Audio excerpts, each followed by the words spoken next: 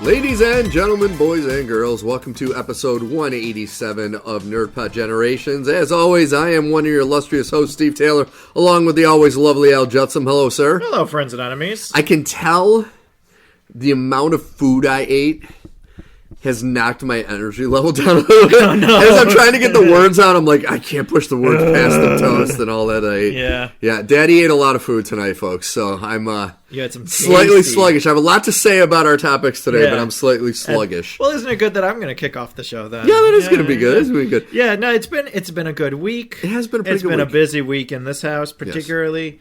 But, we're muddling through, and unfortunately, I'm very much in denial about it being April. I'm not happy about it, I don't like it, and I'm not here for it. Yeah, it is a little shockingly sad that it's April already. Watch for fake announcements next week. Especially if you're big into, like, video games and stuff. Yeah. Do not look at IGN on Wednesday. Because they still got me. Do you remember back in the day, this was a long time ago, they did a Legend of Zelda live-action trailer? Yes. And it was actually good. Yeah. And I believed it, and then they're like, no. Yeah. It's just... But, like, it was actually pretty good. Yeah. But I remember when that happened, and people were like, is this happening?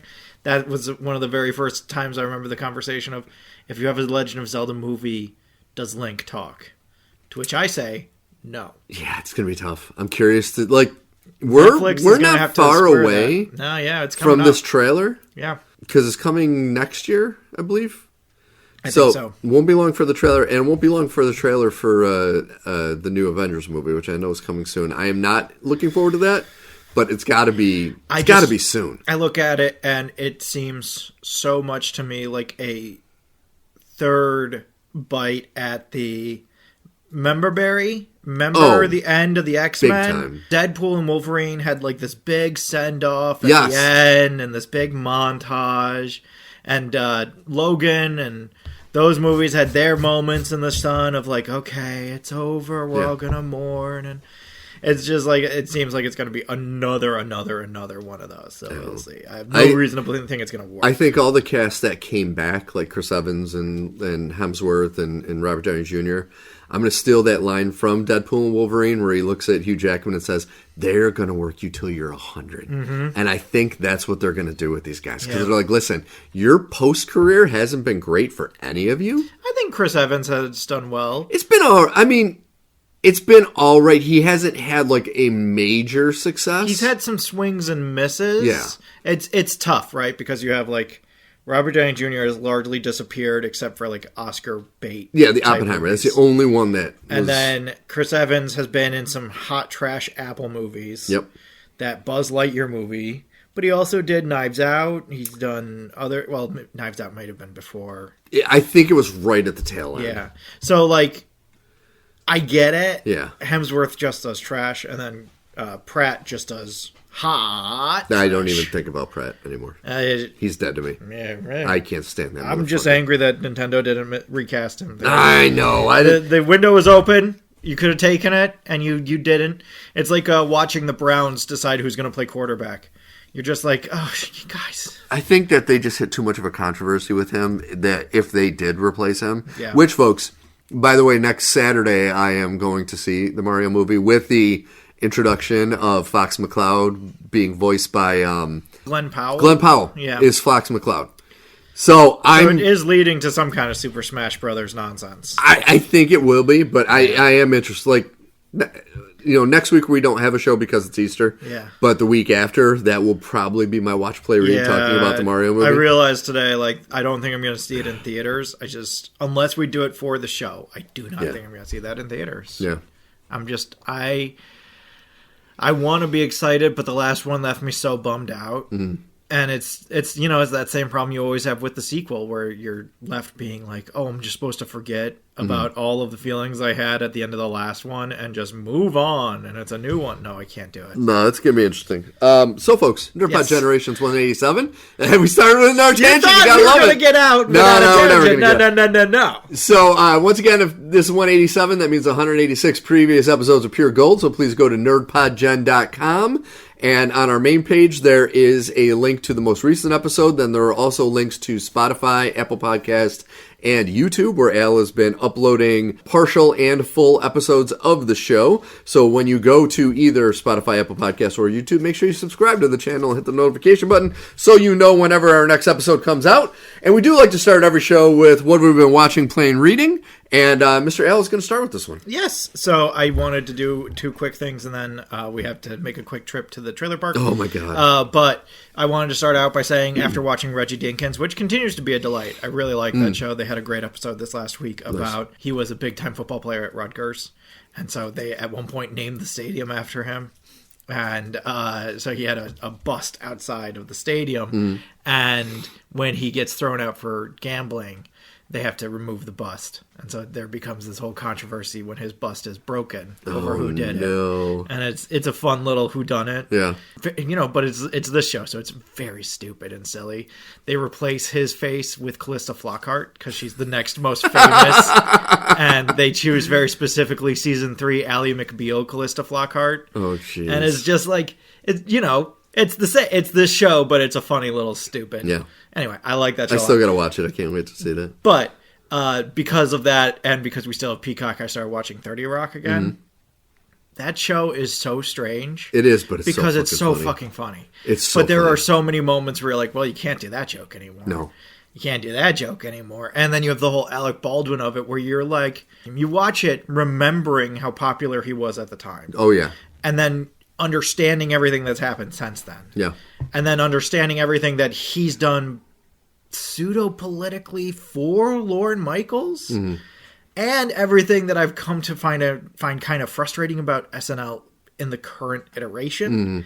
And it's just, you then play 30 Rock through all of those filters, and it's just like, this is still really funny, and I can't stop watching it because it's so fucking funny. One of the funniest things I've ever seen, film or TV, is when she gets the laser eye surgery and when she cries, the water comes out her mouth. That to me, I still, when she's like starts opening her mouth and all this water, I'm dying every time I see it. It seems like Jack Donaghy, Alec Baldwin, talking to Tracy Morgan about his dad. Oh my God! And he does this. It's one of the most hilarious scenes of any show. It's so fucking funny. It's so fucking funny. Yeah. And it's he does the upstairs neighbor. He does his mom. It's like the whole thing, and none of which you could do anymore. No. But it's so fucking funny. Yeah. And there are still like it's one of those things where politics is, of course, a big part of it. But the politics seem so quaint and cute by modern standards now, and you're just like, aw. Look at this, when these were the things, these were the jokes that we played. And if you get a chance, on YouTube, somebody put a like collab together of all of the scenes that shows that Kenneth is immortal. And it's fucking awesome. Yeah, I love Kenneth. Because you watch it through and you're like, holy crap, like all these awesome scenes of him. Well, he's either immortal or there's like an immortal being. Well, even by the end, they kind of hint that he is something of a different plane. Yeah, in some way, shape, or form. That's so funny. I just love that. Like that's such a great example of a person who I couldn't divide from the character for a long time. Yes, I was just like, so Jack McBrayer is Kenneth, like, in real life. That's just who he is. And I was like, well, no, not really. And then you see him in other things, and you're like, oh. I'm thinking Forgetting Sarah Marshall, where he's a newlywed. Oh, yeah. And they're trying to get sex advice from various people as the plot goes on. And you're just like, this is not Kenneth. No. But anyway, 30 Rock, really interesting to rewatch in the modern sense. But also, like, I really like it. It's fucking funny. And I'll never get over, like, because you have great episodes like when Steve Buscemi has to do his investigation. And he finds out that Alec Baldwin has been collecting cookie jars his entire life. And you're just like, this is so stupid and weird. Funny and dumb. Yes. But then they talk about Giuliani having to burn all of his wooden dolls. And you're like, and this means something new as well in the last, 8-10 years than it did when this came out in 2007. It's nuts. I think it's older than that, too. Yeah. I think it's early. It's early on. Yeah, it's early it's mid. So great. It's so great. And it's also wonderful because cell phones are still like the 9 button you have to click multiple times. I don't know what the actual name for that is, but Yeah, no, I love a show before cell phones. Oh, it's so good. So on the other end of the spectrum, with Project Hail Mary coming up, which I'm going to go and see with my parents sometime next week. So that'll be my watch, play, read when I come back. I watched The Martian. That's such a good movie. That's just a good top to bottom movie. I watched the extended edition finally, and it's just like it has so many like Sorkinisms to it at times, but at the same time it like plays out like such a great science fiction. The way that NASA is portrayed is very strange because it's like this government agency, but they also have to be very public because all their money is public, and so there's this weird push-pull about what they can and can't say.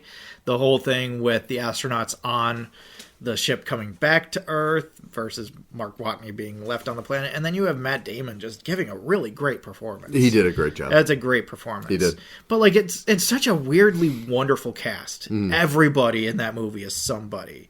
And if they aren't somebody now, they'll be somebody in about 3 years. Yeah, because this was still Community Donald Glover. He hadn't done like Atlanta or anything to the yet. point where when I remember watching this in 2015, which was towards the end of their run on Community, and thinking he's just doing Abed. He's just doing Abed, and I think that was where a lot of the cutscenes come from. Is Donald Glover stuff that comes back into the movie, and it's just more of him being Abed. But I love like how referential it is. I love that they have Sean Bean talking about the meeting at Elrond's, and like. One of the few movies where Sean Bean only dies in terms of his career. His career is over at the end of that movie, but he makes it out alive. Jeff Daniels doing that Jeff Daniels voice that also gives it that Aaron Sorkin vibe. One of the few times I've seen Kristen Wiig try and play a serious character where I didn't hate her. Yeah, it's grating. Tough for me. She's grating. She's definitely grating. Yeah. But I didn't hate her. She's like, did you ever see the, what's the Yesterday, the one about the Beatles? Yeah. The Kate McKinnon part very much reminds me of the Kristen Wiig, where it's like, they're playing it kind of serious, but I really don't like them. They're also the press secretary, which gives them the avenue to be obnoxious. That's true. And you're just like, okay, all right. Chiwetel Ejiofor shows up. Oh, he's awesome. He's great in it. He's awesome. Mackenzie Davis, who was a thing for a hot minute. I don't know if she's still a thing. I don't think she is. But Benedict Wong also shows up. Like, everybody and their cousin shows up in this. There's a guy who is on Ted Lasso that shows up as a kind of a jerk guy running a tech piece at one point. And it's just like that. It's one of those. It's become one of those movies where it always had recognizable faces, but now especially it has very recognizable faces. So I didn't know the Ted Lasso part. Yeah, I've never watched that show. So. I like it. It's an interesting show. It's one of those shows where it's really fun for a variety of reasons. So there's the outlandish nature of the sports part of it, where the idea that this guy can just go from coaching high school football to coaching Premier League football is hilariously stupid, but it works, and they make it work within the plot. Funny moments of everybody thinking Ted won't be able to do this thing, and then he pulls through in such a way that's amazing, and you love him for it because he's just such an earnest person. But then there's moments for like actual sports people where like at one point he just uses the Allen Iverson practice rant to dress down one of his players who won't practice. Oh, really? And it's just like, they don't mention it, but if you know sports, you know that's what it is. Oh, you know that rant. Oh, absolutely. And so it's just like, it's that kind of thing. Okay. Where there's weird couched things. The football stuff is actually really good. The actors are good enough that some of them are actually on football teams. Oh, okay. And so it's like, it's really interesting.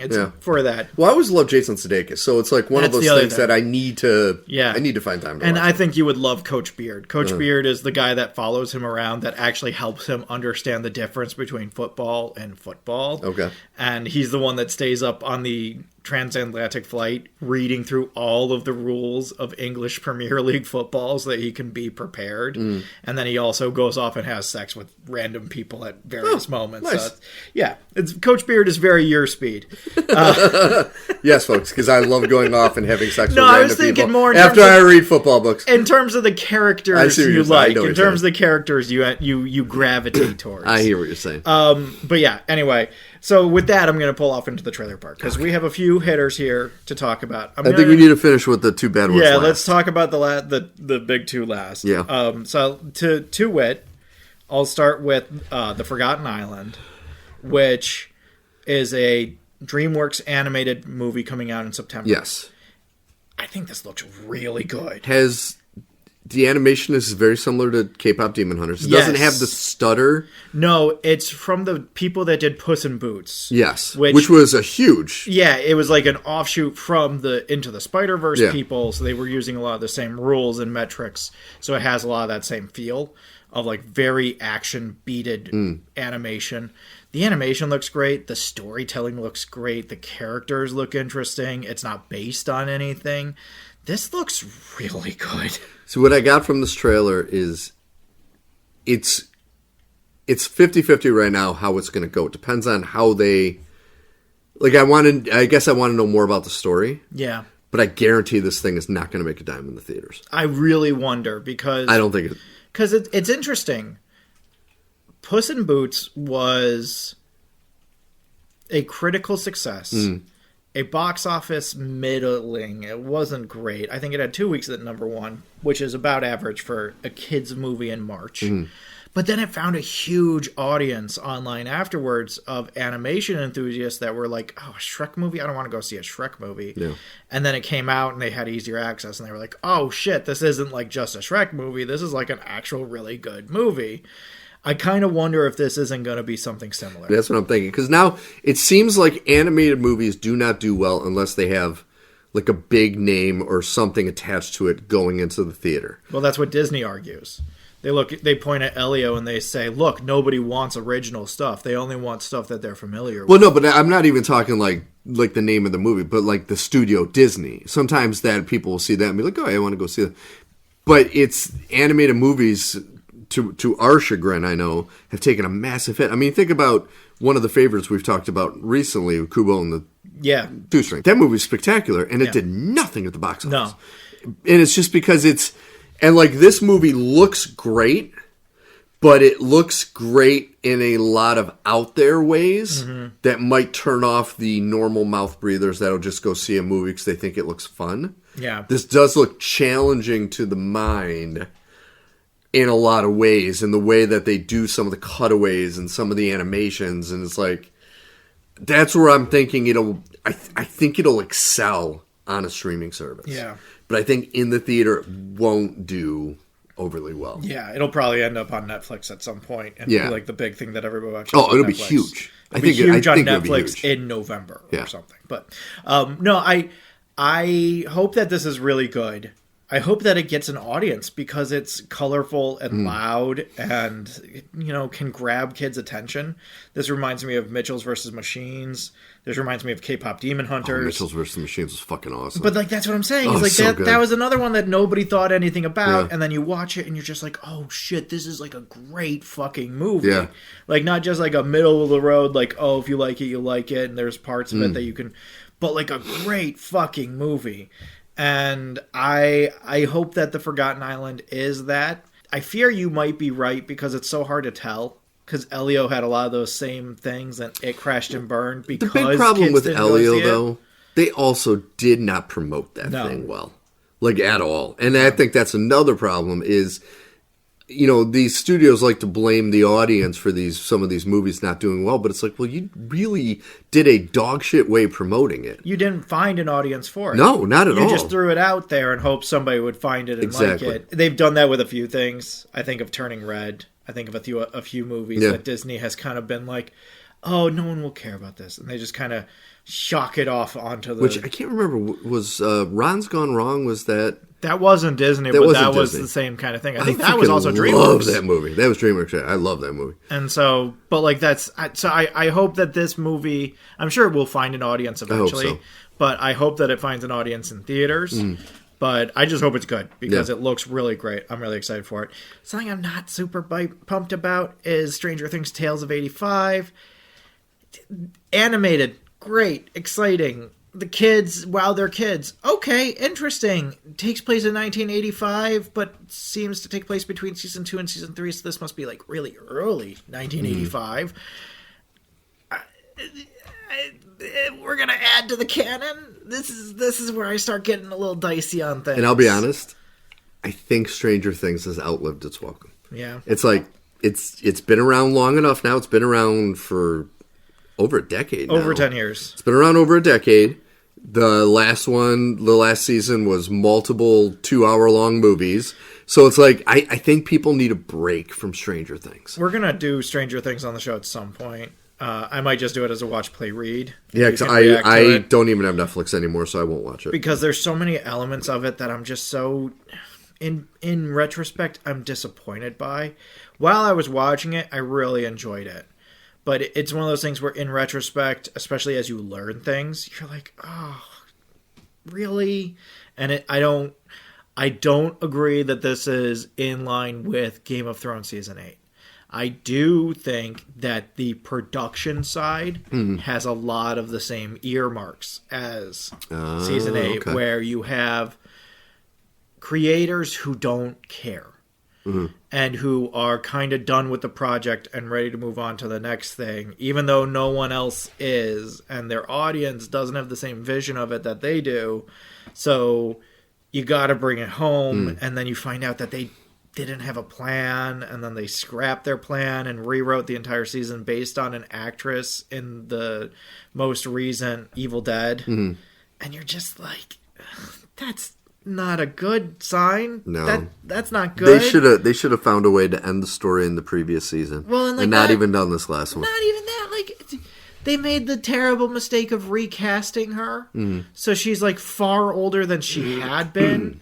To the point where I spent the first 3 episodes of the most recent season trying to figure out how old is Holly.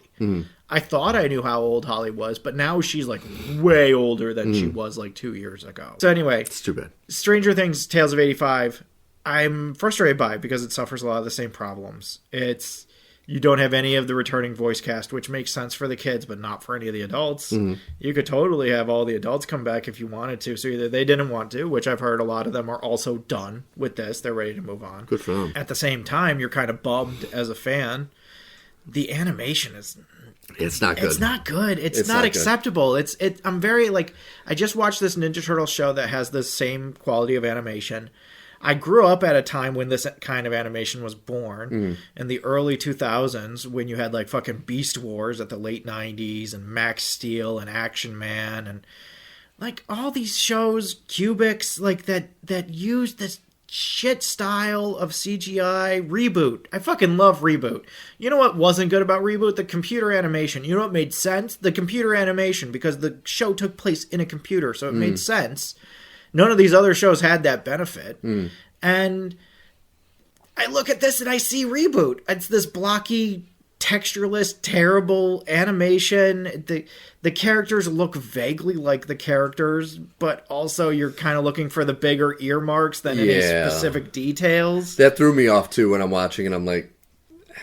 The faces are bad, the hands are bad, the expressions are bad, the movement is bad, the animation is blocky. It looks like a bad licensed video game. Yeah. You're like, it's not the same. At no point am I impressed by any of this. No.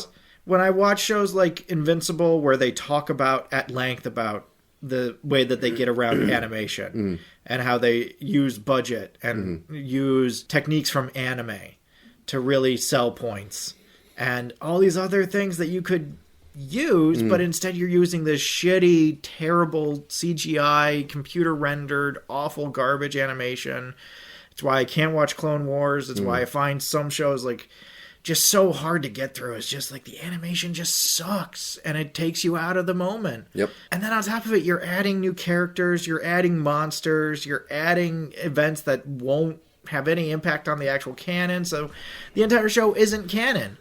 So this is a what-if story that's not actually being called a what-if story? Yeah.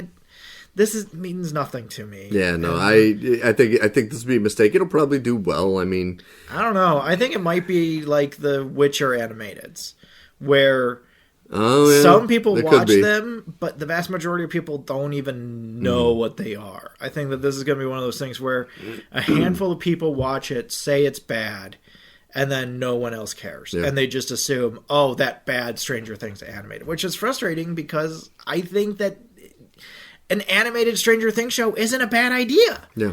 I think on principle it's a good idea. I think there are elements of this that are interesting. I just think that you're going the wrong way about it when you start inventing things that won't actually be a part of the canon. And I am excited to see the kids go through and actually have a D&D campaign in real life with swords and slashing. But like, that's not...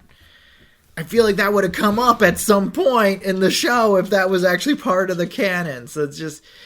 I now have to write off anything that happens in the show as meaningless, which means that I'm not interested in it. And it's a money grab. It's a cash grab. Yeah. Plain and simple. Hugely. Yeah. Yeah. Stay tuned for my thoughts on Stranger Things coming to an episode near you because, wow, that season 4, now that I've had time to think about it, there's a lot of tough, jagged pieces to it. Okay. So 2 big trailers dropped. One we have differing opinions on. One we are united on. So let's start with the one we have differing opinions on. The new Harry Potter and the Philosopher's Stone trailer dropped for the new HBO Max miniseries coming in Christmas. This is the series that portends to follow the books and is supposedly going to be what you and I, but also we Harry Potter fans writ large, have been clamoring for, which was each season is one book. It's what they did with the Percy Jackson series on Disney+.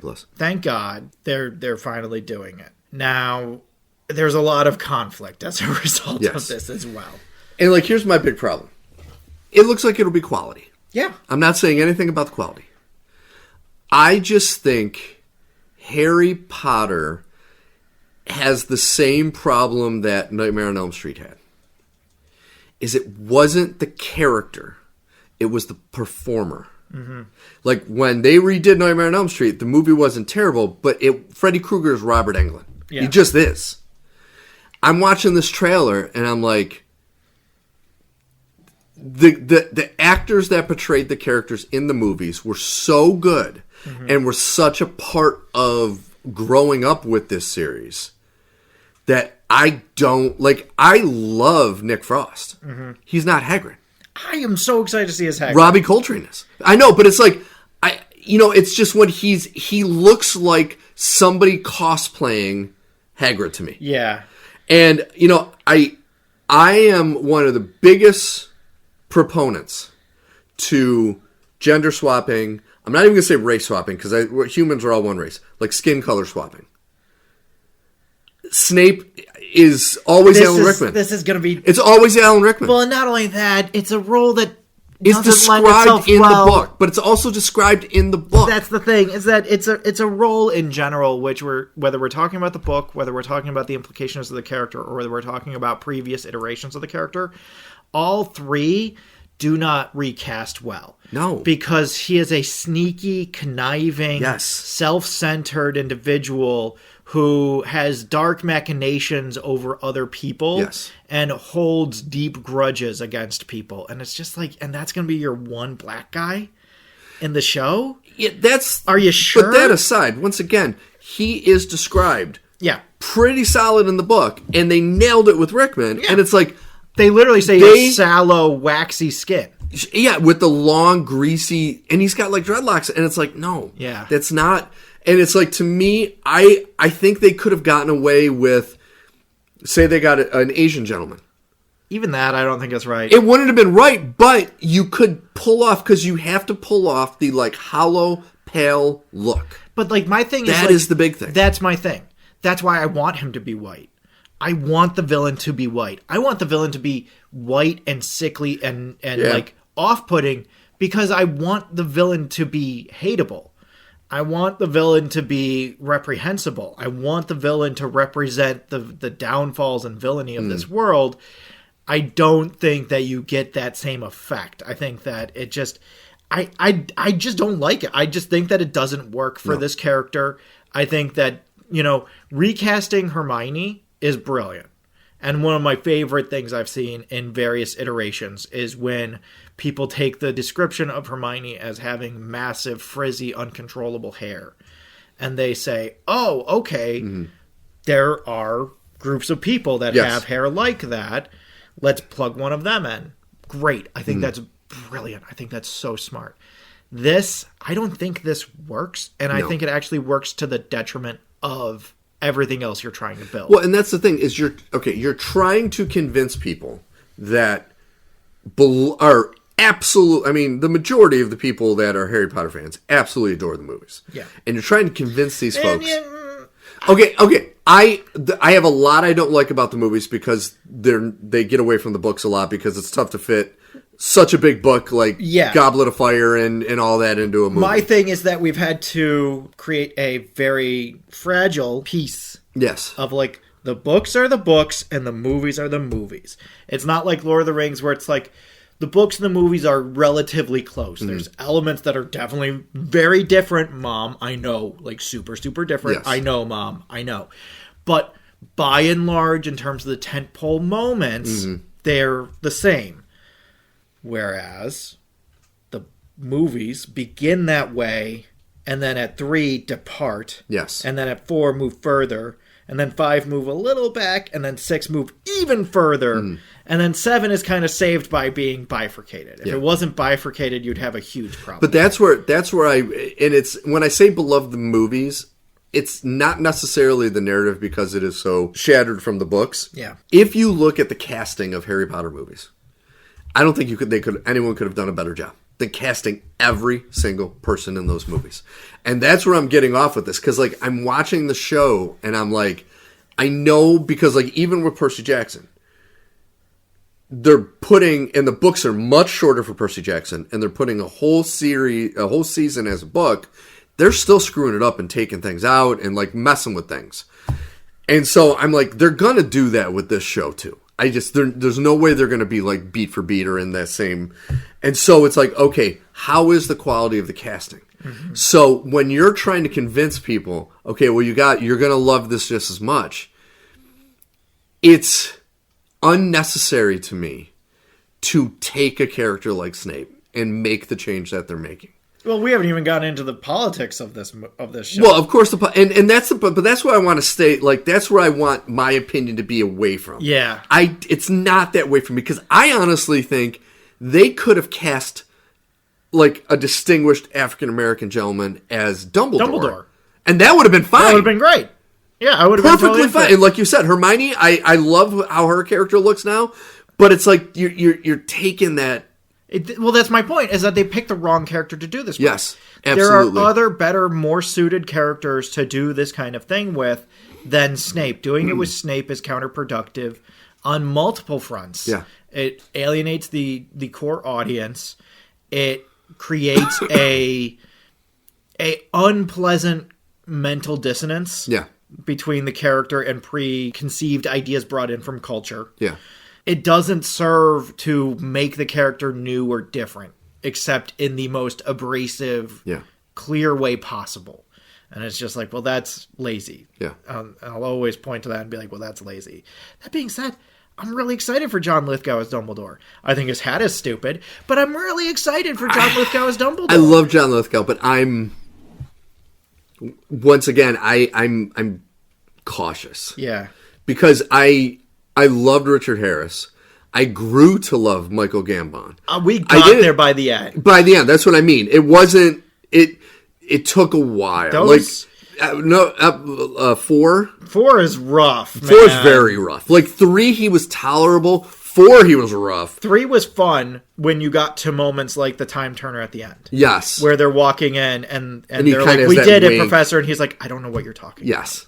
Bye. That's the playful Dumbledore. That was good, but 4 terrible. 4 was terrible. 5 obvious plot reasons why he has to be aloof and distant. The fight at the end of 5 was awesome. So that kind of is a pass. I do really remember coming out of 6 and being like, man, Michael Gambon really fucking killed it. And then I loved him like in the afterlife in 7. He was awesome. Like that speech in the train station was so good. Yeah. But it's like, I love Lithgow, but I think that's good. I mean, my other big problem is I don't have HBO Max and I'm not going to get it just to see this.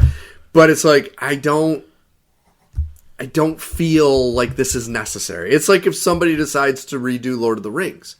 It's not necessary. See, like, I understand why they're doing it, and I understand that fans have been asking for them, but once again, I would need to see it to see how much they're going to change. See, that's what I'm very curious about. And unfortunately, we're not going to get real results until season 3. Yeah. Because book 1 and book 2, as Christopher Columbus shows, are actually very adaptable into a more fragmented, smaller bite form. That being said, the tentpoles that I see here look really promising. The fact that they do have Harry at school before Hogwarts, that's huge to me. I think that's enormous to me. We had conversations beforehand of like, did that happen in the book? Like, trying to remember, because it's not something that's covered in the first movie at all.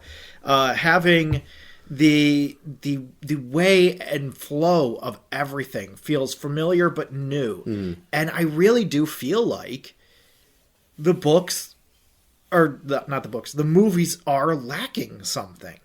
You know? Oh, no, they're definitely lacking. They lack huge things. Even if it's just having Peeves in season 1, where you have a more ghost presence, where the ghosts actually mean more within the story. So when you get to the 7th book, you understand why the ghosts are there.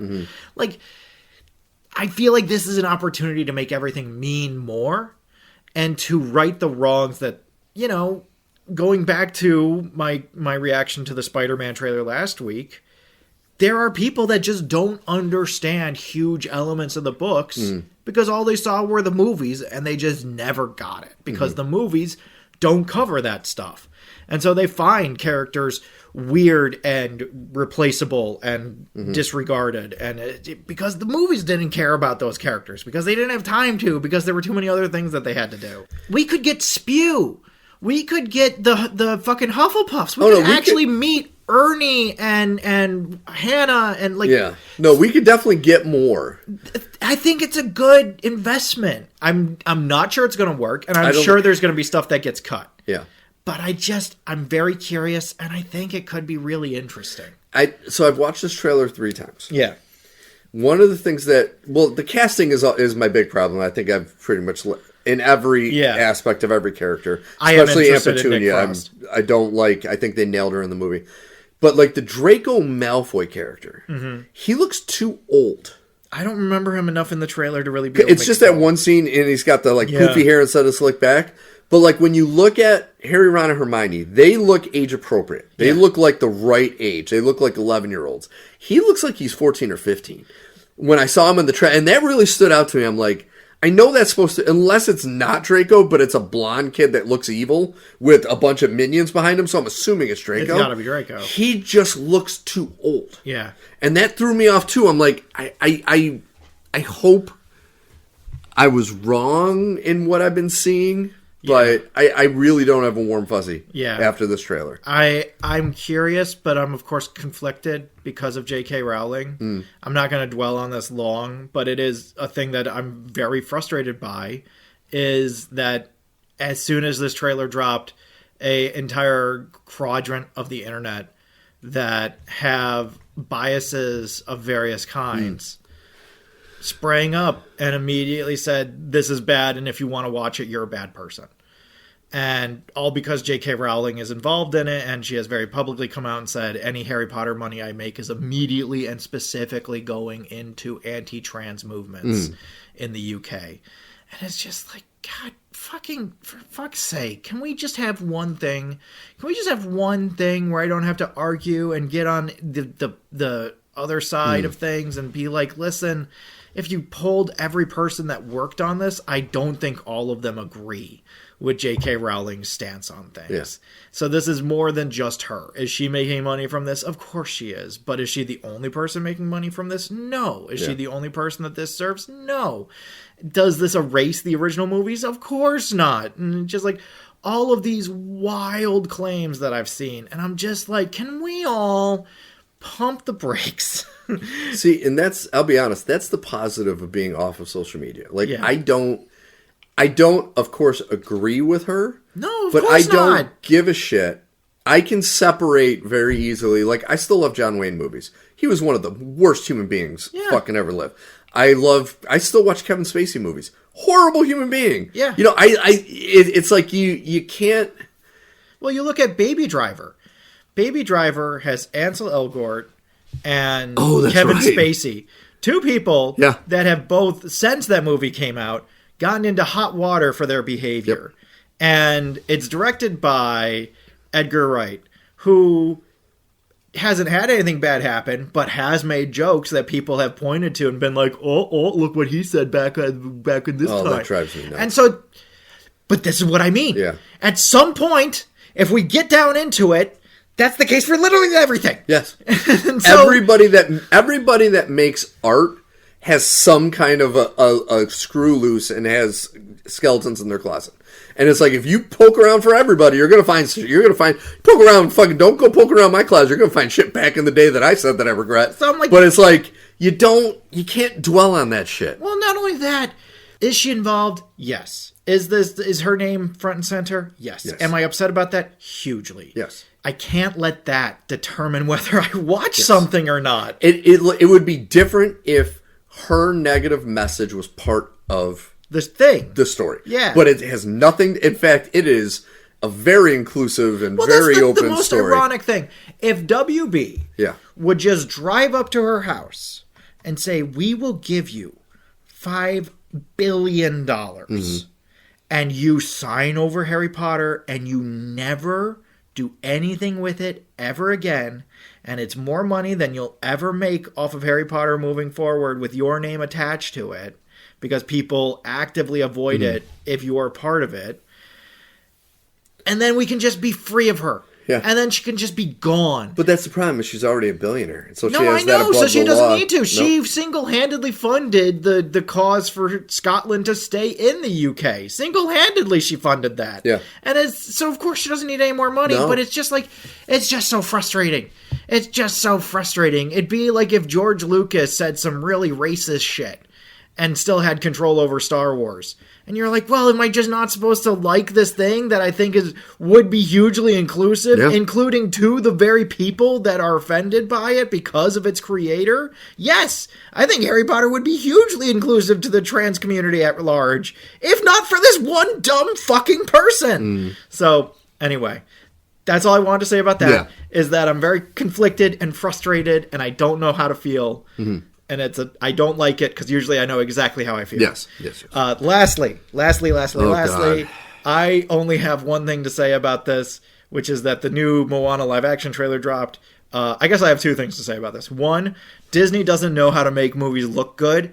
If you look online, there's a great color-corrected version of the trailer that makes it look way, way better, which isn't saying much because, holy shit, this thing looks garbage. And I'm looking squarely at The Rock, and I'm saying, I smell what The Rock is cooking, and I want no fucking part of whatever this trash that I'm smelling off the wind. It smells like ozone and blood as my nostrils are just heaving blood from the garbage smell. His line delivery in this trailer looked... The wig! The line delivery! God. The fact that for the third time in his career... It's funny that it keeps happening, but for the third time in his career, The Rock is playing a demigod who doesn't look like a demigod. Yeah. He's too small. How is he too small? But he's too small. Yeah. The Scorpion King, too small until he gets CGI'd out.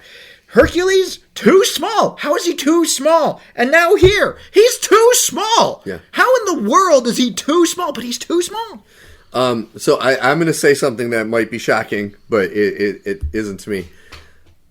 I really enjoy Disney animated movies. Yeah. But I've never been so in love with one. Like, I understand the live action remakes they've done of all the ones in the past are garbage. Because if you're going to do a live action remake, you need to make it better than the original. They have not done that. No. But I like Lion King. I like these movies. I don't love them. I like them. I fucking love Moana. I love Moana is my favorite Disney animated movie. Yeah. And so when I saw this trailer, it got me so fucking mad because it looks so terrible. It looks so the bad. animated Pua looked horrible. The CGI Pua that she's hugging up, dude. This trailer, I wanted to just punch my TV. This looks like hot garbage. Because the Moana animated movie was the first thing we watched when we got a 4K TV. That movie, still to this day, is stunning. Yeah. stunning how beautiful the animation and the colors and the songs and everything is so perfect. And even the stupid Rock just doing the voice of Maui works because they were able to animate the face of Maui to show fucking depth, even though the Rock has none of it. And it's like, this is just dog shit. This is as bad if it makes $1 billion, I'm going to give up on life, because it's like, this movie should not make more than $5. Like, that's what I'm frustrated by. Is it's like it feels like we need different box offices so that we can get the numbers and run them through a filter and be like, okay, this is the actual number. Because there's so many kids movies that make a lot of box office money and make a lot of streaming money, and it's because I'm doing air quotes for the friends at home. Because it's, you plant a kid in front of it and the parents don't have to do anything. You take the kids out to a movie and it's Garfield with Chris Pratt and Sam Jackson. Why? Like, these movies are hugely successful by that standard. But if we're talking about them being good movies, no one would look at any of these and say it's a good movie. You know who came out of the Lilo and Stitch movie last year and said it was a good movie? No one. Yeah. You know how much money that made? $1 billion. A fuck ton. Because parents just came and they planted their kids in front of it and they said, okay, mommy's going to go off and do whatever the fuck. I'm going to take a nap. And 2 hours later, families walk out, they're all happy because it was this benign piece of garbage nothing that in 20 years there's going to be a horde of 21-year-olds all saying, you know what's much maligned that it was actually great was the live-action Disney phase. I don't know why people hate it. Like the Jim Carrey Grinch, like so many other garbage, like Star Wars The Phantom Menace, like so many other movies that people have forgotten were hot trash. Yeah. And nothing about them has changed in 20 years except for the people that watched them when they were kids got older. And so their opinions are more weighted now because they're older. But you know what? They were still hot trash. Yeah. This is going to be hot trash. It looks so bad. This looks as bad as The Rock's wig. This is, out of all the live action Disney movie first trailers I've seen, this one is the worst. Like Aladdin was pushing it. Aladdin was pretty bad. But this one, I think this is worse. Like, this is really bad. That's the other thing, was that Aladdin had this quotient added to it of, it's not the Robin Williams genie. Yeah. And it's Will Smith. Yeah. So it's like, okay, so first you have to deduct for it not being Robin Williams, and then you have to deduct again because it's Will Smith. Because of Will Smith. The closest you have to it is the fact that The Rock is here playing The Rock. Yeah. Which should be exciting, but so God help me, that looks so... It looks like such shit. It looks so bad. And I remember seeing like a set visit, and he's wearing a suit over his body that has all the tattoos on it. Yeah.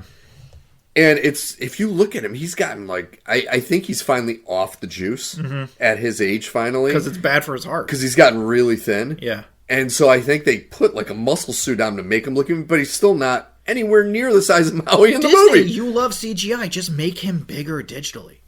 Like, I don't know why you don't just make him digitally Honestly, larger. As bad as the CGI is in this, I don't want to see them fuck with that anymore. I don't want to see them fuck with it either, but like, I'm surprised you didn't do it here, considering how much you fucking love it. Oh, this thing is so bad. No, I'm done with talking about it because it looks like it's done. It looks bad. Done. It looks so bad, and the only way that I'm going to talk about it is in reference to how fucking bad it looks. Yeah. So I want to touch on one thing real quick, and then we got to talk about a certain show that we watched the first episode of. So I just want to touch on. I'm still trudging through. Not trudging. That sounds negative. I'm pushing through Dragon Quest VII Reimagined. Love the game. If anyone's on the I know it's on sale right now. There's a big sale on the Square Enix role-playing games. It's so fucking good. And it's got... So the whole basis of the story is you're a bunch of kids, including one of the kids is the king's son of this little fishing town that you're in. And you decide to go on these adventures. And when you find this temple, you're putting together these plates by finding pieces. And when you put a plate together, you transfer back in time to an island that's off the coast where you are that doesn't exist anymore. And you're solving the problem with that island. And then when you come back to modern times, the island is there. Oh, I love that kind of stuff. It's really cool. Yeah. And then once you come back, you go to the island in present. and people are talking about, oh, these people saved us hundreds of years ago, and it's you. Yeah. And you're looking for, like, this is where you'll find fragments to the plates that you got to put together. But it's got such this, oh my God. So I don't get emotional in games. I got emotional when I was playing this, because there is a character that's with you from the beginning who is with, so I'm 11 hours in, so this character was with me for the first 10 hours. And they're a major part of your party. And you go back in time to help this group, and this character decides that they're in love with someone from that time, and this group needs a protector, so they stay behind as the protector. So when you go back to the present, you go back to the island, and you go, and there's a gravestone, and it says, here lies so-and-so with their guardian. Yeah. So you know it's your friend. And I was like, oh my God. Like, I put my head back, I was like, my heart just shattered. Yeah. But it was sweet, and it was lovely. And, it's this beautiful, like, you go to the gravestone, and it's got the sun coming through the trees onto it, and it's got all flowers around it. It looks beautiful. But I was like, oh, my God. Yeah. And that is why I love video games. Yeah, that's one of my favorite things to see in anything. It reminds me, they did that in Doctor Who when Amy and Roy left. Yes. And you find their gravestones, and you see how long they lived. Nice long lives. And it's just like, this is sad, but so heartbreaking. Beautiful at the same time. I love it. Yeah. I love it. But it's a great game. This was going to be my watch, play, read, but Al read it or watched it. So we're going to talk about Daredevil Season 2, Episode 1. Yeah, you texted me, and you were like, I got 10 minutes in, and I wanted to turn it off. Yes. Yeah, you're not a fan. No. So I'm not a fan of this, and I see aside from all the problems we have with when is this happening? Yeah. What is the time frame? How is the ship destroyed in the middle of the Hudson and like no Spider-Man or any? No one goes, there's a massive boat. You don't hear of any of these other superheroes that are in New York. Or any of the Avengers to say, oh, there's a big ship that crashed. This continues to be my huge number one issue, is that you have established as a key element to the plot an anti-superhero task force. Yes. And we don't see any superheroes. Yes. And I'm just left being like, even Swordsman, who continues to become a bigger and bigger part of the plot, we saw one quick clip of him fighting a guy on a basketball court. Yeah. And that was it. We've never seen real superheroing done. White Tiger had a few moments. I know, but we haven't seen like almost any actual superheroing done. If this is such a huge issue, then where's all the superheroes? Yeah. What's going... You can't keep claiming that this is a big problem and then never show us any actual superheroes. And especially after you've shown that there are all these superheroes in the universe with this. Yeah. So it's like, he's not alone. I mean...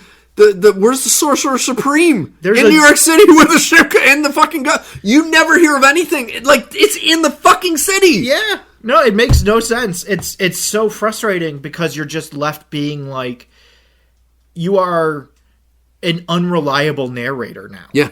Where I can't really fully trust anything you tell me because you keep on making these claims and then not substantiating them on screen.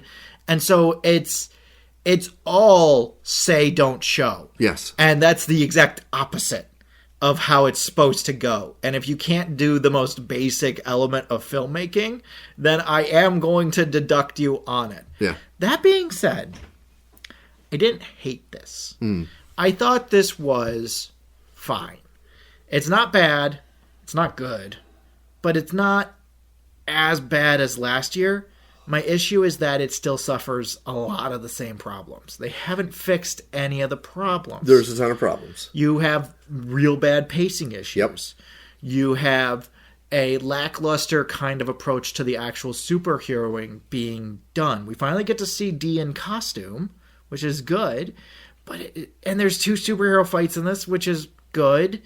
But again, it doesn't feel like a superhero show for a lot of it at times. See, I think there's a lot of lazy writing in this, and part of the problem I have with the superhero fights is the thing I always hate about, let's say, Craven violence, Craven the Hunter violence. When you have something that's poorly written and you're going to have a fight scene, you amp up the violence and the gore to try to say, oh, well, look at how edgy it is. Yeah. And that's what every fight scene I got with this, I'm like, it doesn't seem to fit. There's a compound fracture in the first 5 minutes. We're edgy. We say "fuck you" 3 times. Exactly. We're edgy, and it's like, It doesn't. I mean, yes, but also kind of no.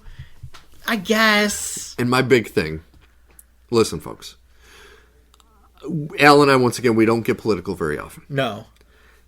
There's very few people in this world that hate Donald Trump and ICE and all that more than Al and I. Yeah. Despise them. I've almost taken the costume off the wall. They have gotten way too far into the...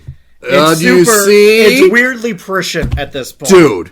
Where you have a... They should have just called the task force ICE. Yeah. Like, it was that blatant that I'm like...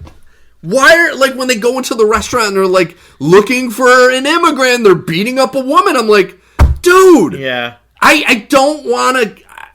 Every time I turn on the TV or I get on any news and it's our regular life, I don't want to see it in the shit that I'm trying to forget about my fucking regular life. Which, again, would make things better if there were actual superheroes. Yes. Watching Daredevil take down a bunch of ICE agents is great. You know what I would love is a lot of that at various points in the city so that Kingpin could turn around and be like, look, he's beating up my men. And then you have this conflict of New Yorkers being like, yeah, but your men are trampling on the rights of every individual in the city. And, oh, but I have to. There could be something, but they're not even doing that. No. And it's just like, instead, I agree with you on that. It rubs you the wrong way because you're like, oh, of course this is. Yeah. Of course this is. And that's when I turned it off because it was a line in the first like 15 minutes. I think it was spoken by what's her face, the journalist, the BB. She says something about like something that was as blatant a slap in the like this is Trump. Yeah. And I saw that and I'm like, dude, I'm tired of this. Like, listen. I understand it's important to, satirize, point out issues like this, but you can't make it like so blatantly.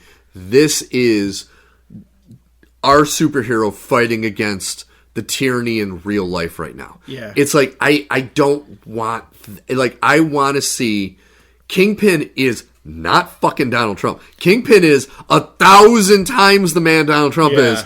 And they're playing him off as if he's fucking Trump. My big problem with Kingpin is that they really have associated him with weakness in a lot of ways. Yes. And I really don't understand it. It's as simple as they introduce Shaggy into this. I love Matthew Lillard. I'm not going to come down hard on Matthew Lillard. But he's Shaggy. He walks in and he has a falafel and he's talking about how much falafel you can get when you come to...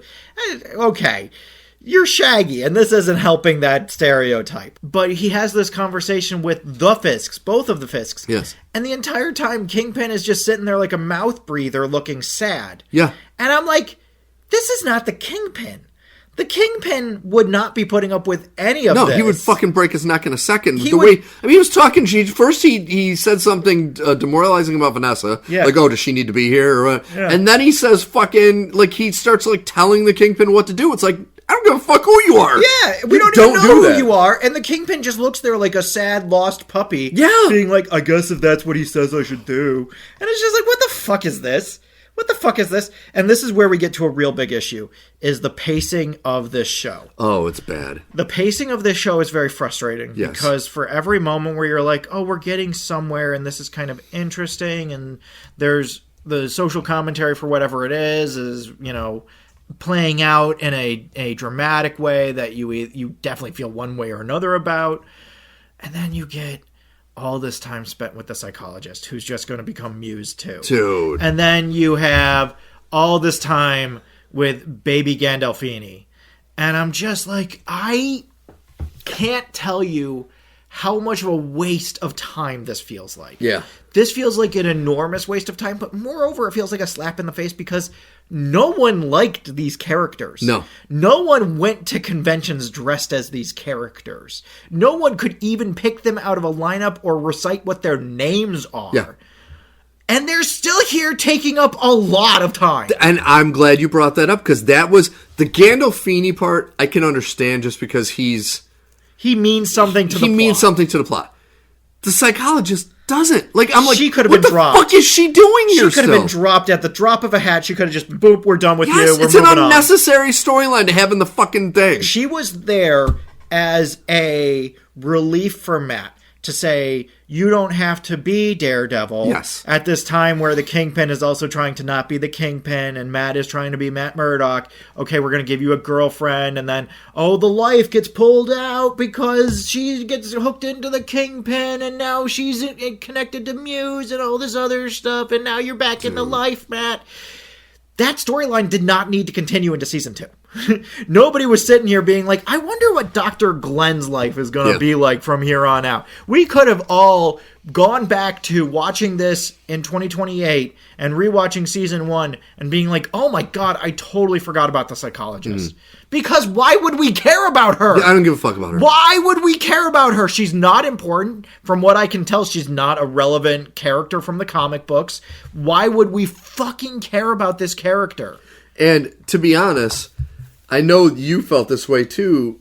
The Fisks in last season in Therapy was one of the worst fucking storylines. Worst storylines. So why the fuck is she even like She drums up bad feelings. Yes, very much so. So like, why is she fucking here? And now she's turning into Muse, and it's just like, so this dumb. sucks. And man. I gotta say, I'm glad you brought up Matthew Lillard because I think they've said he's CIA in this. If you've played a video game, typically an action game like a Far Cry game or a Call of Duty or whatnot, whenever they introduce a CIA character, this is him. Yeah. So it's like these guys were just playing a video game and said, oh, let's just write exactly what they did to that guy and put him in this, where he's like, oh, he doesn't pay attention. He doesn't care about any kind of authority because he's the authority because he's CIA and he's eating falafel and he dresses weird and he acts aloof. And it's like, that is the most stereotypical fucking CIA guy. Yeah. And it's like, dude, it was just, I think that's the frustrating thing is, I know I got to stop comparing it to the first 3 seasons. No. That's what we have to do. That's what we must do. But it's after last season, it's impossible to, because it's not going to get anywhere within that distance. But that's why we have to do it. Because it's an injustice. It is an injustice for us to sit here and be like, well, but it reminds me of this. And I'm not going to get pulled into a Homecoming rant. When Homecoming came out, yes, one of the things that I heard a lot from people who were trying to argue why it was great was that you could infer from absolutely no data in the movies, but from the kind of perceptive idea that the kid at the end of Iron Man 2 is Peter Parker, and he's walking out with Richard and Mary Parker, and he's about to get killed by one of the drones, and then Iron Man drops down and shoots the drone and says, good job, kid, and flies off. And, oh, that's Peter Parker, even though there's no substantiation for that whatsoever. That doesn't count as evidence. Yeah. You can't point to that and be like, but this is what makes it good. That's not evidence. Yeah. You can't, in the opposite way, you can't push this away from Daredevil and say, well, but that was different. This is where we are now. Yeah. You can't separate the two because this has to be better than the other Daredevil. Otherwise, what's the point? Because there were no slouch seasons of the other Daredevil. All 3 seasons were kick-ass. Yes. All 3 seasons were great. I was thinking about where we were at this point in the other Daredevil, and we had just met Frank, and it was a whole big thing, and there was Foggy Nelson, and there was Karen Page, and there were characters that we cared about, and we were doing this thing where we were moving on from the Kingpin, and we were going to discuss Matt, and he had the costume, and we were doing things, and it was interesting and dynamic, and brought up hard discussions, and referenced the comic books, and took panels, and all these other things, and we're doing none of that. Yeah. We're hanging out in Matt's law office that he's not allowed to be in, talking to the person who replaced Foggy Nelson, because I don't know why. Why did we kill off Foggy Nelson? I still don't know why we killed off Foggy Nelson. Was it a fridging type thing where we just needed something to shake Matt up? But it didn't matter because he resigned and now he's back in the costume again. Yeah. So what's the fucking point of any of this? Why do we have no Foggy Nelson, but we now have Cherry and McDuffie? Where did Maloney go? Yeah. Mahoney was a huge part of the shows. He tied everything together like Claire, and now he's just gone. Brett Mahoney's just gone. And I don't care about any of these people, because none of them were important. None of them were comic characters. All of them were invented for Born Again. I don't know why. And then you have fucking Bullseye saves Matt at the last minute. At the end of this episode. Yeah, and it was... And that's how I'm supposed to walk out of this episode. Like, we had the Punisher show up at the end of the last episode of Season 1, or Season 2, in the first Daredevil, and now in this we have Bullseye throws a knife and it clatters around and comes down and says, "You're welcome." And, okay. Yeah, it does. Dude, it's so dumb. Why? It's so I don't dumb. get this. And also, you fucked up Bullseye. Yeah. His Little League costume was closer to the fucking comic book than any of the costumes you've come out with. I think that this is better than I anticipated. As I told Kelly, it can only go up or laterally. It's already at the lowest point it can really get. And then, of course, they find shovels. But I can't help but look at this and be like, you didn't learn anything. No. You learned nothing from last season. All this does was jade me further against the MCU. You know, they started to give us hope.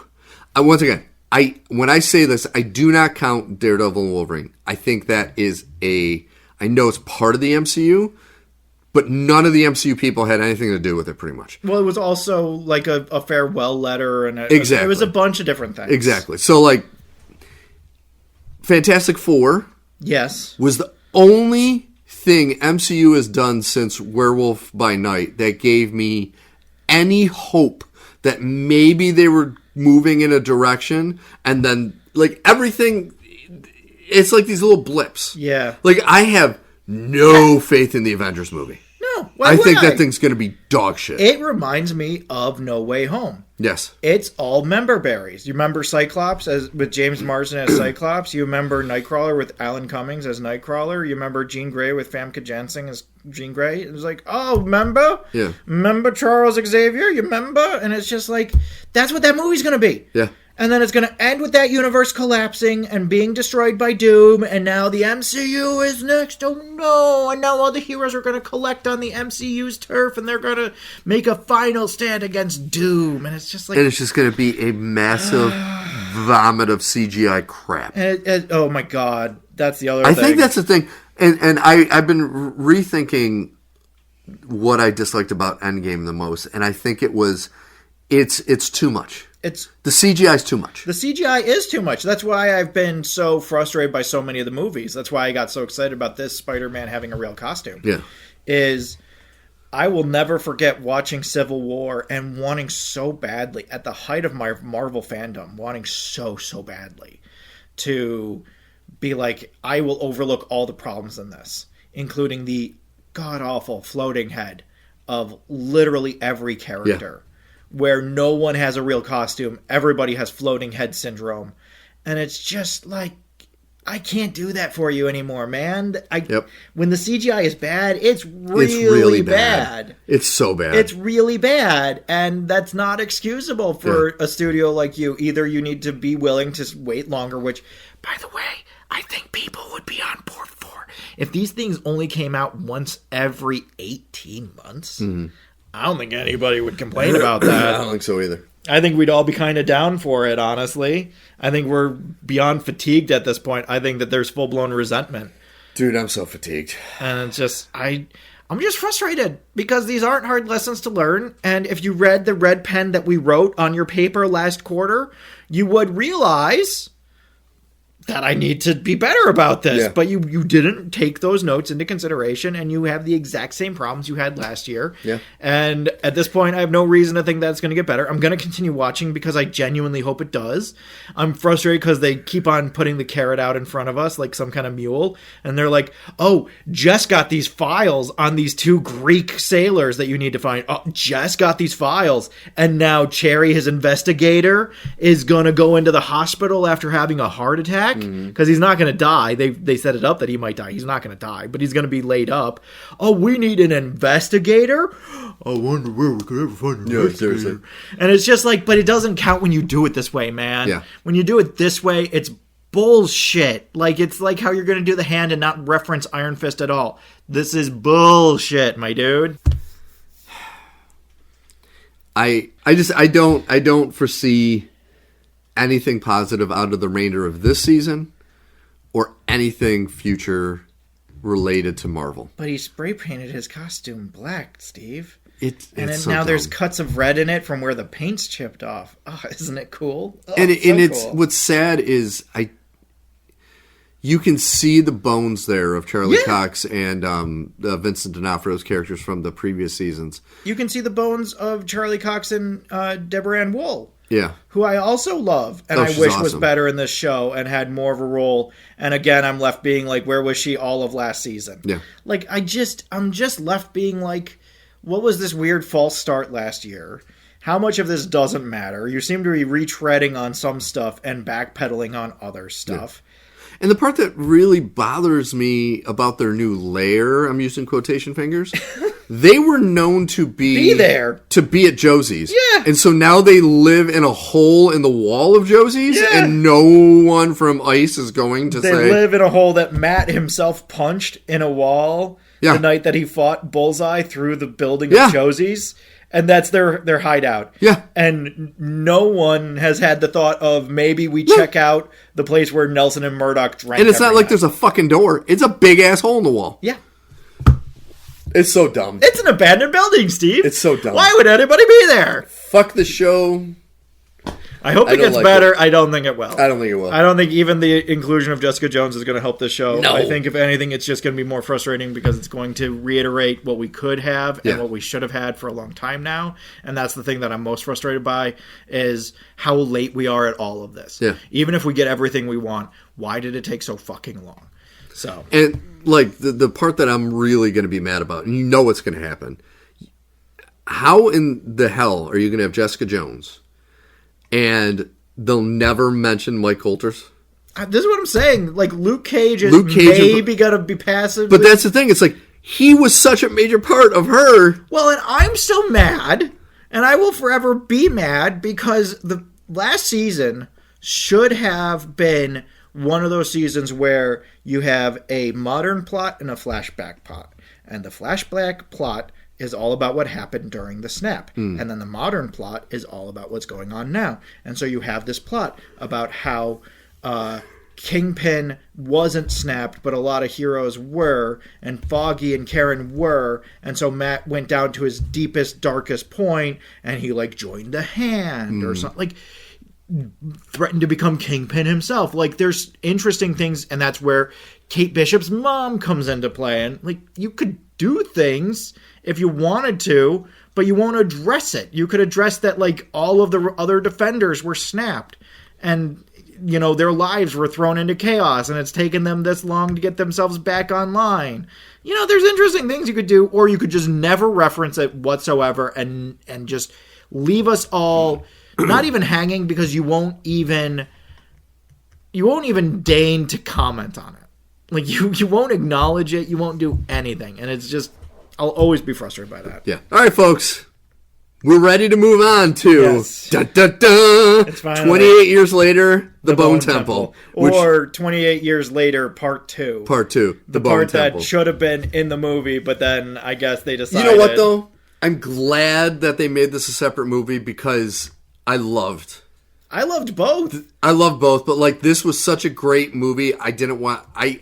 I can't imagine them cutting anything. Yeah. So I appreciate that it was a separate movie so they could put all of this into it. I just really wonder what the original script was for 28 years later.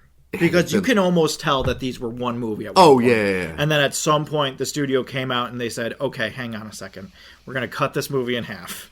And we're going to do this Well, as I one wonder if half. it was the studio or if Danny Boyle had just written a treatment that was so fucking long. They're like, we don't really want to cut anything. Can we just do, like, We'll just do multiple 2. movies? Yeah, and that's why they had the B director. Well, they're doing direct 3, this right? one. I wouldn't be surprised I think given how this they're one ends. doing the third movie. Yeah, given how this one ends, they kind of heavily imply. Well, especially with the ending. This is what I'm Which, saying. there will be some spoilers, folks. Yes. This movie's been out long enough. Spoilers are going to be. Yeah. Okay, just be warned ahead of time. I'll tell you right now, my grade for this is an A++. Oh, I yes. really like this movie a lot. It was so good. It's really, really good. And It is, and this is a high bar for me. Yeah. Because I have this gentleman's work, a lot of his work, very high up. This is one of my favorite Ray Fiennes movies. Yeah. He is so fucking good. I mean, seeing his dick aside. I was about to say, he was so great. This is the movie he hangs brain in. I can't believe this is the movie. Good for him, though, man. Yeah. So great in this movie. Holy shit. He was really good. He was really good the whole way through. So good. The whole part where he's pretending to be the devil and he's dancing to Iron Maiden. Oh, my God. Dude, and he's like blowing, it must have been like amphetamines or something into their faces to make them hallucinate.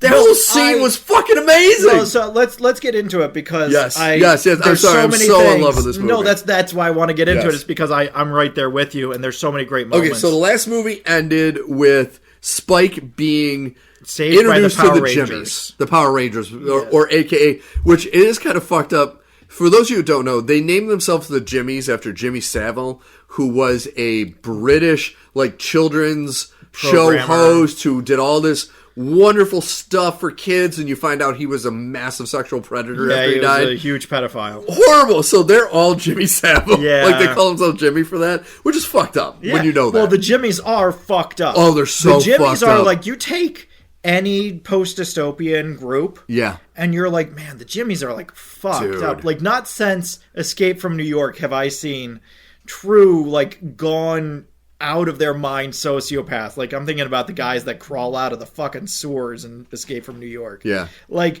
these guys are so far gone. And I gotta say, my new favorite actor is Jack O'Connell. Yeah. Because he was Remick in Sinners. Yeah. And he was Sir Jimmy Crystal, the lead of the Jimmies. Yeah. And he was so fucking good in this movie. And he did very similar things in both roles. Yes. He had this kind of nightmarish charm. Oh my God. Where, like, so when it's so tough, the movie begins and we have Spike being initiated into the Jimmies. And so he's in a knife fight with another Jimmy, and whoever lives stays. Stays a Jimmy. Yeah. And so he gets initiated into the Jimmies. And then they find this farmhouse, and the carnage really begins. And that's some of the highest tension I felt in a while in a scene. Was just them watching the one Jimmy dance, and you're just like, oh my God, this is going to get so bad. And oh my God, this gets so bad. This gets so bad. If you're squeamish, do not watch anything that happens in the barn. Do not watch anything that happens in the barn if you're squeamish at all. Yeah, I'll say one thing. Skinning. Oh, so my God. You don't... Dude. They have this ceremony that they do because they are like reverse religious zealots. Yeah, they're Satanists pretty much. They're Satanists, but they have... Jimmy Crystal, the lead, says he is the literal son of the devil. Yes, because he's the boy from the beginning of 28 Years Later who's watching Power Rangers and Teletubbies. Yes. When his house is attacked by... the infected. And his dad is leading the infected as the local priest. Yes. He had been infected and he's still in his garments and he's leading all of these other infected. And so he believes he is the son of the devil. Yes. Brought to lead the infected to glory. And what I love is he really believes it. Because when he interacts with Ray Fiennes for the first time, he legitimately asks him, Are you my him? dad? Yeah. Yeah. And it's like, holy fuck. Like, this dude isn't just playing it off. Yeah. They make it seem like he is at one point, but then when he has that interaction, you're like, oh. Yeah. No, you realize, well, that's the thing. So there's this progression, right? So they meet this family. There's this grace that they give. Whatever what is it? Charity. Charity. They call it charity, and it turns into this skinning game. Yes. He is like laying it on thick. Erin Kellyman from Willow, the TV show, and who was Flag Smasher in Falcon Winter Soldier, among other things. She shows up as one of the Jimmies. She's like, this doesn't smell right. There's something off here. She's like his second hand, like right She's hand like man. third or fourth on the list, but she's pretty high up, all things considered. And so she, when given an opportunity, sneaks off and sees Ray Fiennes, and she's like, this guy who's hanging out with this giant infected. Oh yeah, this big giant dick man. alpha infected. Yep, Samson. And she's like, oh, that's got to be the devil. They go back, and Jimmy sees it, and at first you're like, oh, he knows the charade is up. Yes, and then you realize, no, he is trying to figure this out too. He's out of his fucking mind. Yeah, he really doesn't know. Yeah. He is also a child. Like, he never grew up. He is a child behaving in a childish way. Yep. But slinging this power of a despotic preacher. Yep. And it's just like, there are some seriously terrifying moments. Dude.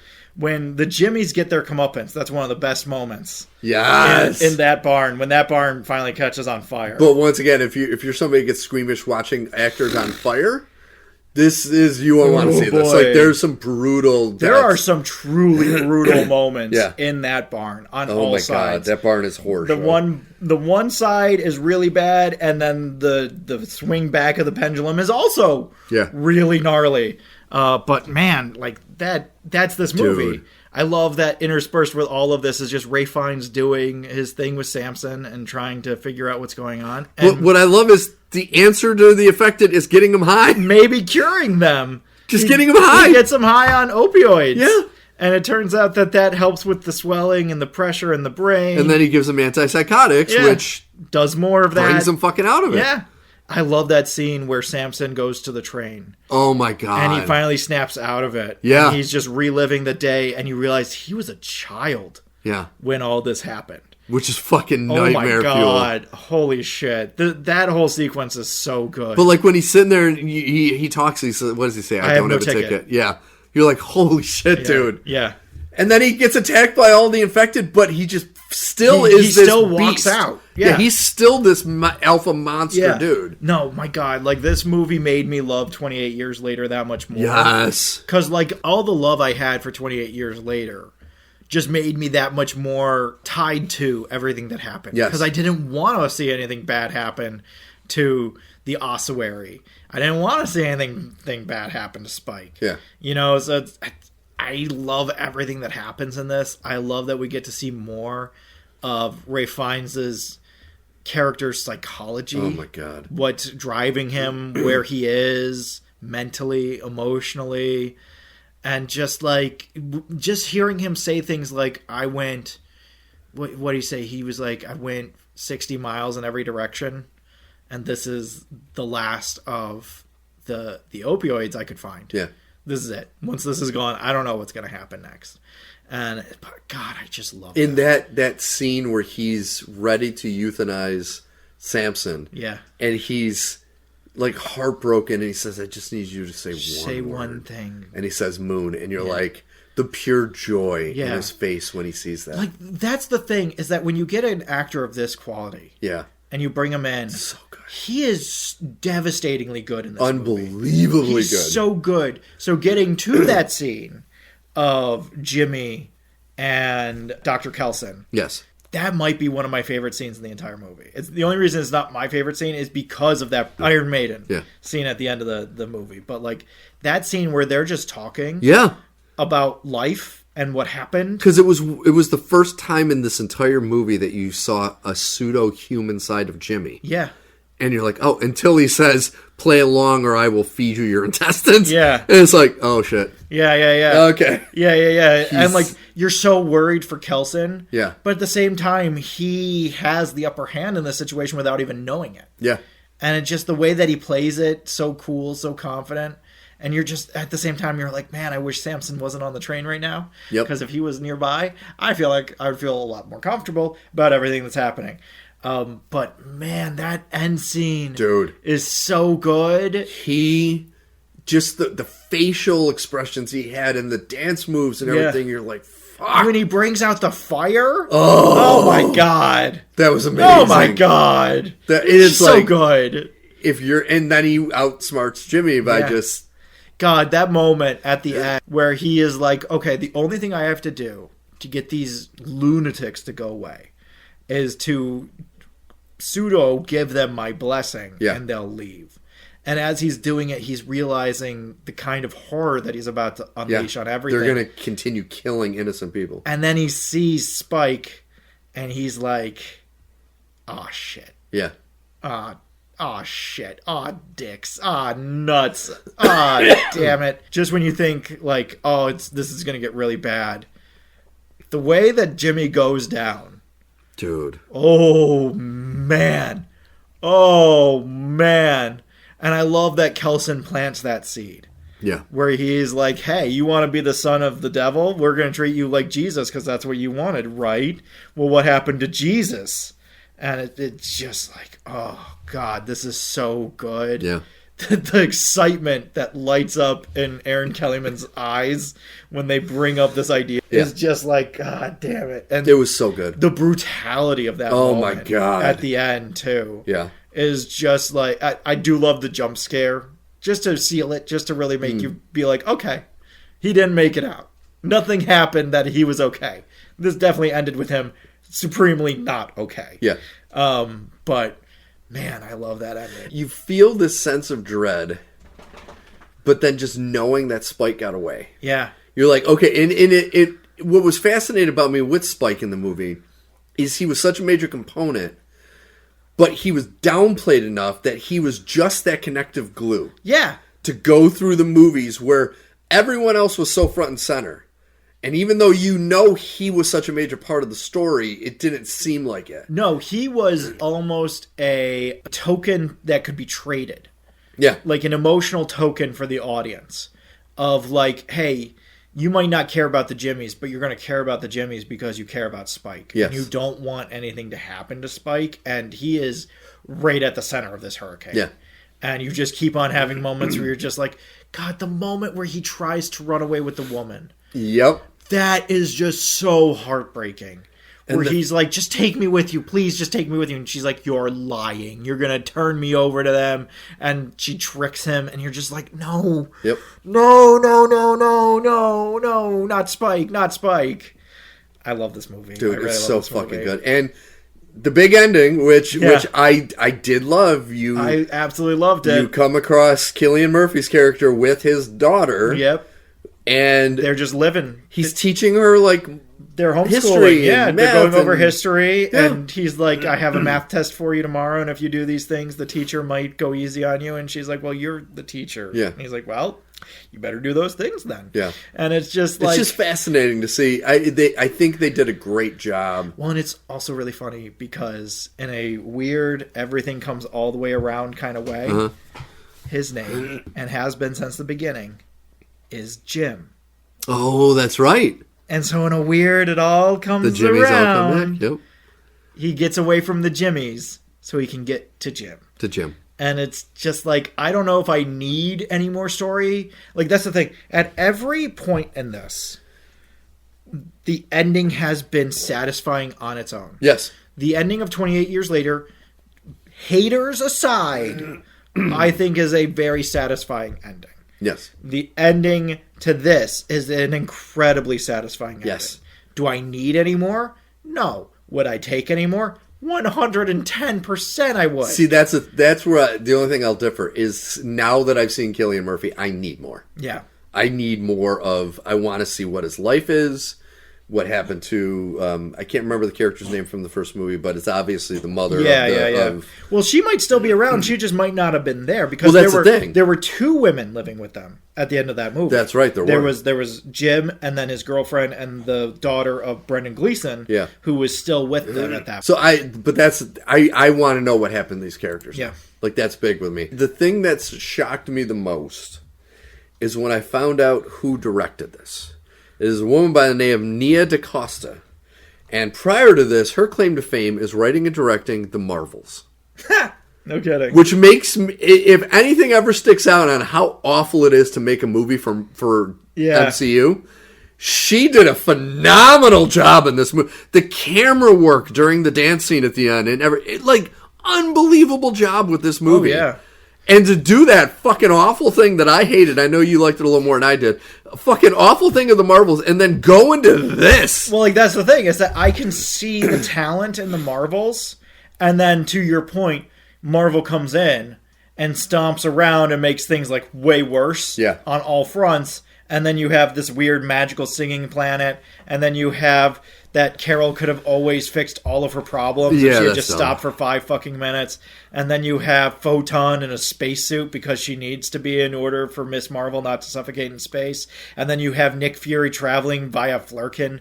And it's just like, all of this sucks, it's man. So dumb. All of this is bad. This is all really bad. And I really don't think we should do any of it. Whereas this doesn't run into those problems. Well, it's a movie like this that you can tell that she is an immensely talented artist, because when you take away all the money and it's like, all right, you have to do this. I mean, if I had to guess, I would say this is maybe like a $50 million movie. I can't imagine it being too much because there's not really a lot of settings therein. It's mainly outside, and the costuming isn't crazy.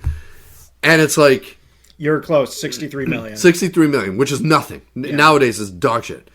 I mean, I think The Marvels is probably a $300 million movie budget. I know. But to give her, like, okay... You have the bones already. You know what you need. No pun intended with Bone Temple. You have the bones already to the story. We're going to give you as little amount of money as you've seen. Because her only other big, I'm going to use quotation, big budget movie prior to this is she wrote and directed the Candyman reboot. What? Bone Temple, $63 million.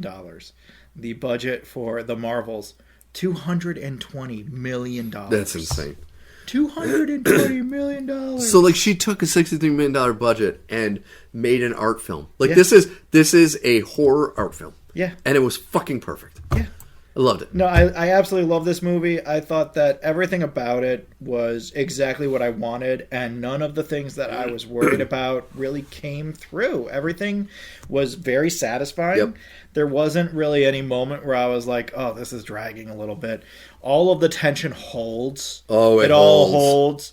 And, like, even things that could be seen as, like, a cheap ploy for, like, grabbing the audience by the lapels of, like, oh, the woman that's trying to escape from the barn is pregnant.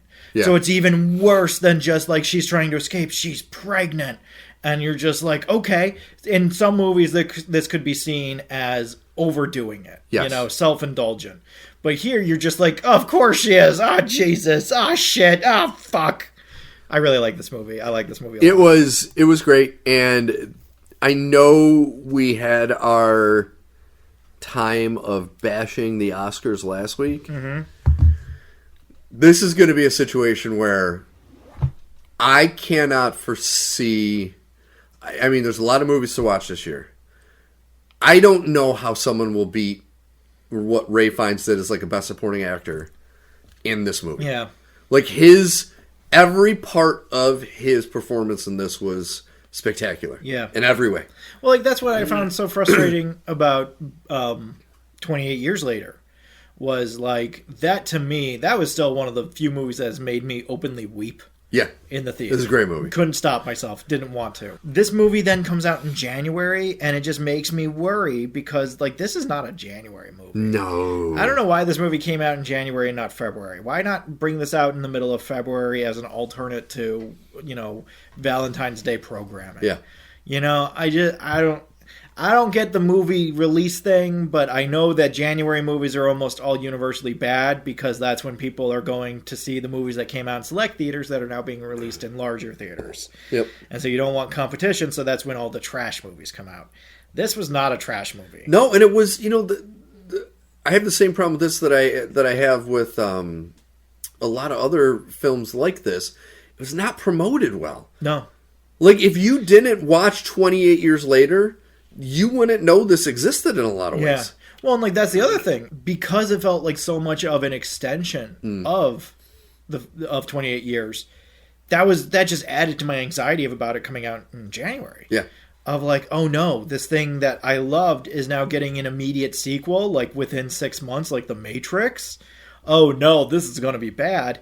And then you watch and you're just like, this is just like an extended cut. Yeah, this is just really like a super extended cut of like, hey, did you need an epilogue to 28 Years Later? Here's an epilogue. And it's beautiful and wonderful so and just as satisfying as the end of that movie is the end of this movie. Yeah. I absolutely love this movie. Yeah, that was great. That was great. Well, we finally got to do the review, which I'm very happy about. It only took 3 weeks. I know, it's crazy. All right, folks. That's fast by our standards. That is fast. Once again, this we were afraid this was going to be in the pantheons of 007. But I thought we were going to get to this in May. Yeah. Like, seriously. Yeah.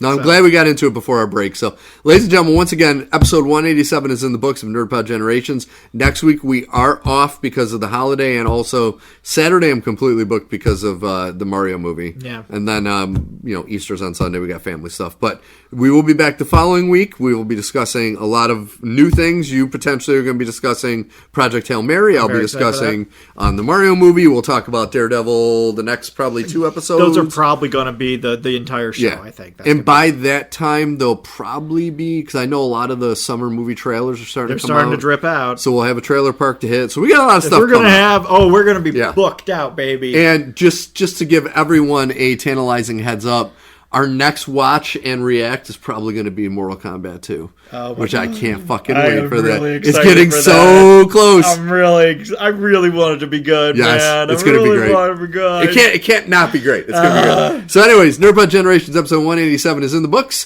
Please go to nerdpodgen.com. Make sure to like and subscribe on either YouTube, Spotify, or Apple Podcasts. And Al, who does our music and our artwork? Our art is by Kortney Howell. Our music is by Brennan Williams and James Connolly. I am Alfred Judson. And I'm Steve Taylor. And until next time, friends and enemies, have a happy rabbit day. Yeah. Get some chocolate bunnies in you. And may all your chocolate bunnies be solid and not hollow. Hippity hoppity. Have a great week, friends and enemies.